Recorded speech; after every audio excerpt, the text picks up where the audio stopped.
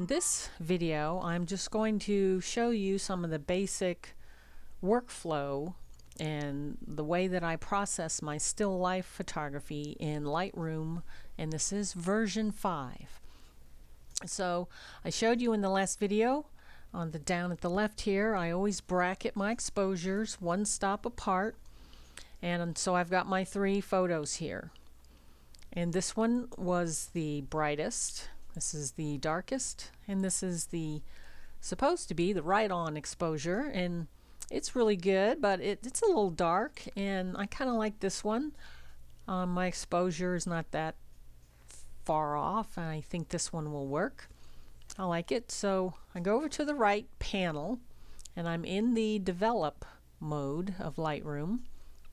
The first thing I do is I like to switch to daylight, because I photographed this right next to the window in the daylight. And then I play around in this panel with the highlights, shadows, whites, blacks, and exposure. And I'm going to start with the highlights. I'm going to pull them down a little bit, and then I'm going to open up the shadows. And I don't want to go too far because you start getting the HDR look that is not natural. I want this to be natural. So, and I'm opening up my shadows. I don't want to open them up all the way anyway, because shadow is what defines your picture, and you want it to look natural. You want it to just trying to process this photo correctly. Now the whites, this is what I use to set my white balance. Put that down a little. And if you look at your histogram, your whites are on this side. This is in the top here with this graph. The right side, those are your whites, and the left, those are your blacks. And if any part of this information is hitting the right side, that means I'm clipping my whites, and clipping just means that you don't have any detail at all in those whites. And the same here, if it's clipping the blacks, then there's no detail in your blacks. And I think I like to have a well balanced, well exposed photograph, and I want to use as much information as I've captured. So I'm going to set my white balance by clicking with my right finger on my mouse on the white, and then holding the Option key on a Mac. I'm on a Mac, so I'm going to be using Option key. Everyone on a PC, it will be the Alt key whenever I say Option. So then I pull it to the right, and you see the histogram. I've got a bunch of information all the way to the right, so you see all those pixels coming up, and that means those pixels right there, those particular ones, are being clipped and losing information.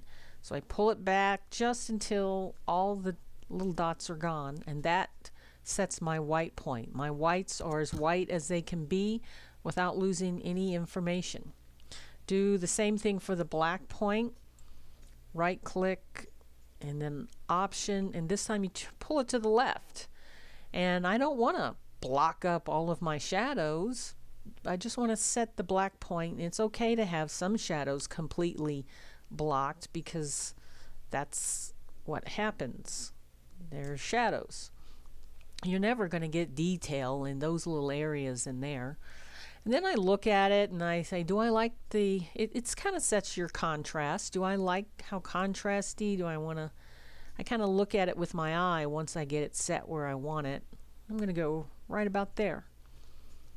And then I can play with the exposure if I want, if it needs a little more, and then just readjust as necessary.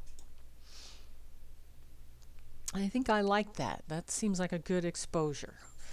And the next here is this little panel where you have clarity, vibrance, and saturation.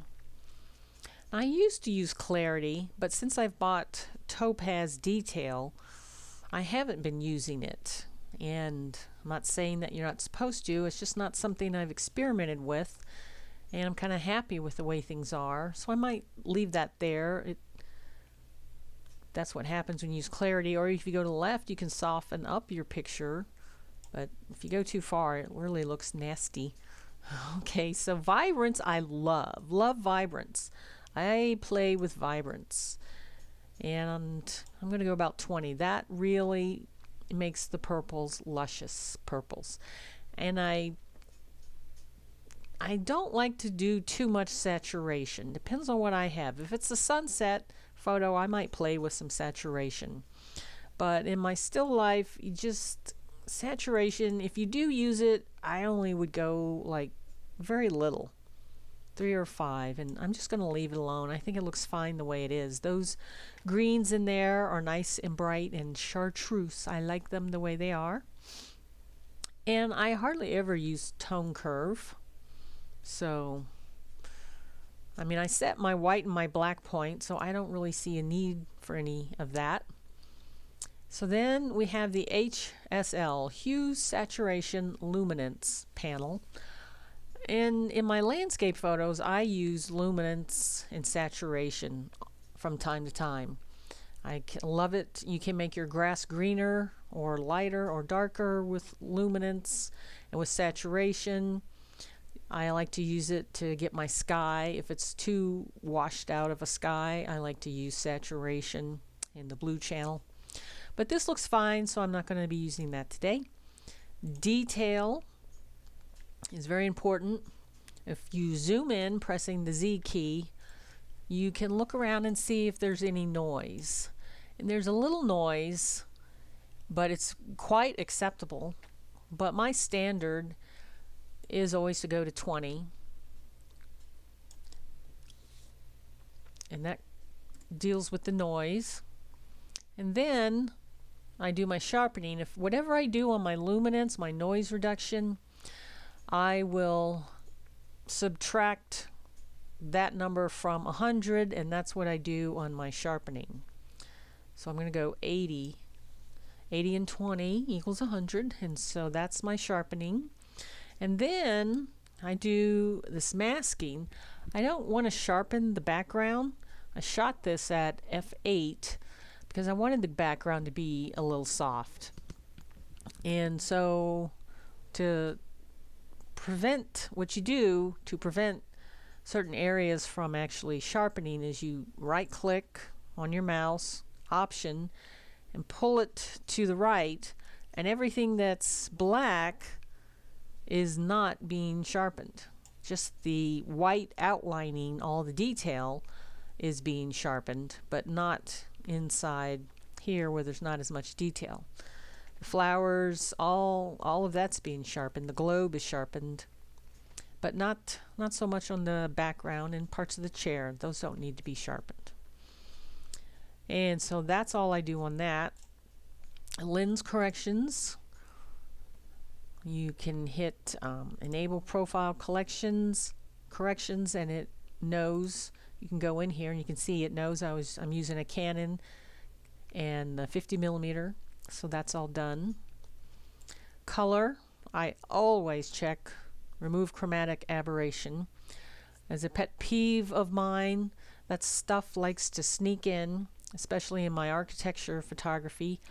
On something like this, I probably won't get any aberration. But what it is, it's usually like when you photograph a tree with really bright sky behind it.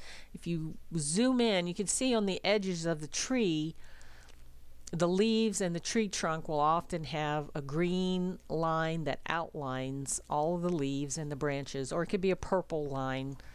And the same thing can happen, whenever there's a window in your photograph, you need to zoom in where there's bright areas of contrast. You can get the chromatic aberration sneaking in there. If you don't zoom in, you won't see it.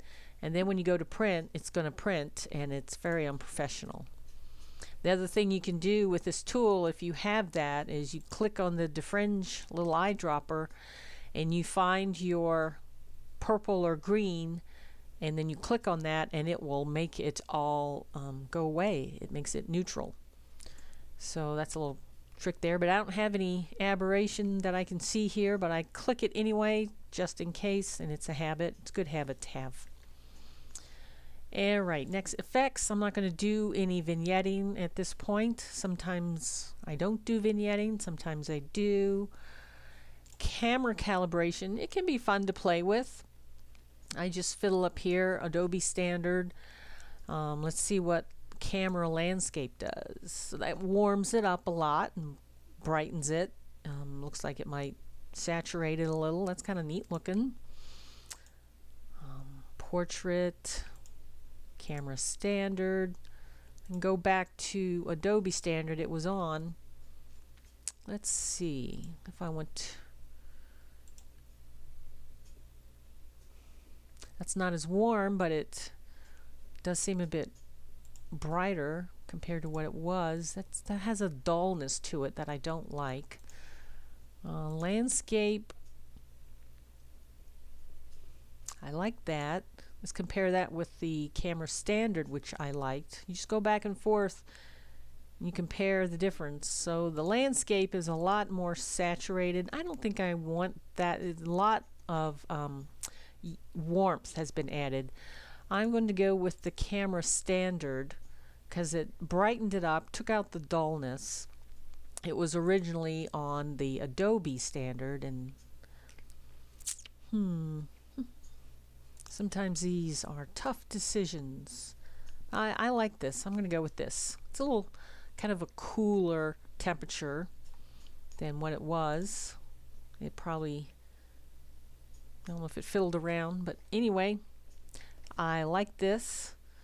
And that's my basic workflow on my still life photography. So now I'm going to bring this into Photoshop, and I have some actions that I've bought from Sarah Gardner. You can look her up at Sarah Gardner Photography on Google. I think she's got several different websites. She's also on Facebook. I like her actions. I've used those. And I don't know, we'll see what else I come up with. I'm processing this photo on the fly. I don't have anything planned out. Might add some textures. I love adding textures. All right, so thanks very much, and I'll see you in the next video.